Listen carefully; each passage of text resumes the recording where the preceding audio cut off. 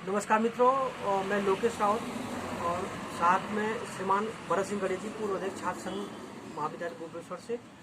और आज हम एक ऐसे चर्चा में आपके समक्ष हैं। अभी एक तरफ तो कोरोना महामारी जो चल रही है और साथ ही साथ शिक्षा में भी इसका काफ़ी असर पड़ रहा है। आए दिन विद्यालय बंद हो चुके हैं, शिक्षण संस्थान बंद हो चुके हैं, कोचिंग सेंटर बंद हो चुके हैं और बाय द वे अगर ऑनलाइन क्लासेस चल भी रही हैं तो ऐसे ग्रामीण क्षेत्रों में ऑनलाइन क्लासेस किस तरह से चले जहां पे नेटवर्क की प्रॉब्लम है। और ऐसी सिचुएशन में शिक्षा को बढ़ावा देने के लिए सरकार की कैसी नीति है और सरकार को किस तरह का कदम उठाना चाहिए, इस विषय में मैं गड़िया जी से चर्चा में हूँ। तो श्रीमान गणेश जी, आप बताइए इस विषय में आप क्या कहना चाहते हैं। धन्यवाद लोकेन जी। मैं यही कहना चाहूँगा शिक्षा प्रणाली पे, जो पूरे देश में पूरी दुनिया में कोरोना महामारी से 1 साल से ऊपर हो चुका है। कम से कम 1 साल और 2 महीने या 3 महीने ऐसे ही होने वाले हैं। क्योंकि अभी तक जो गांव का बच्चा है, जो थोड़ा बहुत पढ़ना लिखना जो भी सीखा था, वो सारा कुछ भूल चुका है। शहरों की बात है, वहाँ ऑनलाइन क्लासेस जरूर चल रहे हैं शहरों में, क्योंकि नेटवर्क है। और तो इस जैसे कि शहरों में टावर वगैरह सब कुछ है तो ऑनलाइन क्लासें पढ़ सकते हैं। लेकिन ग्रामीण क्षेत्र जहाँ नेटवर्क नहीं है, जहाँ लाइट नहीं है, जहाँ रोड नहीं है, जहाँ स्वास्थ्य नहीं है, कई ऐसी समस्याएं हैं, वहाँ का बच्चा अभी तक अंधकार में है। सरकार ग्रामीणों के लिए अभी तक सरकार ने कोई नीति नहीं लागू किया है। गांव में कोई कोरोना नहीं है। अगर आप गांव में सारे स्कूलों में खोल देते हो, 101% है गांव में कोई कुछ कोरोना नहीं है। हाँ, ये होना चाहिए उस ग्रामीण से बाहर जो जाएंगे वो अवश्य क्वारंटाइन रहें, और जो वहाँ के शिक्षक है उसी गांव में रहें, तो वहाँ कोई कोरोना आने की ताकत नहीं है। कोरोना वहाँ घुस ही नहीं सकता है।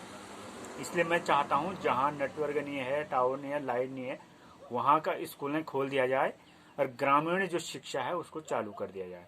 सरकार से मेरा यही अनुरोध है कि ग्रामीण में किसी गांव में एक गांव उठा के भी देख दो आप जहाँ कोरोना हुआ हो। नगर में, शहर में जरूर कोरोना की शिकायत आ रही, कोरोना पॉजिटिव पाए जा रहे हैं, लेकिन एक भी गांव ऐसा नहीं है जहाँ से कोई कोरोना की शिकायत आई हो। लेकिन गांव भी उसी तरह से एक नीति बना करके गांव के स्कूलें खोल देने चाहिए। जहां 8-8, 10-10 किलोमीटर पैदल है, वहां कहाँ से आएगा कोरोना। वहां न लोग बाहर जाते हैं, ना अंदर आते हैं।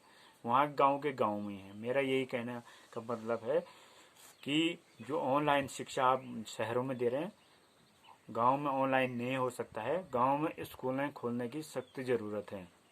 जो भी गांव में बच्चा है वो अंधकार में है, उसका भविष्य चौपट होते जा रहा है।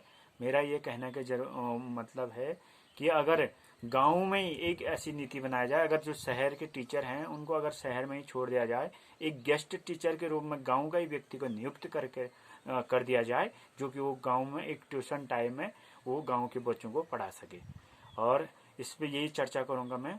बाकी कोरोना महामारी पूरे देश में चल रही है, हम आप सरकार के साथ हैं, लेकिन हम उस सरकार के साथ साथ ग्रामीण बच्चों को भी अंधकार से दूर होने नहीं देंगे।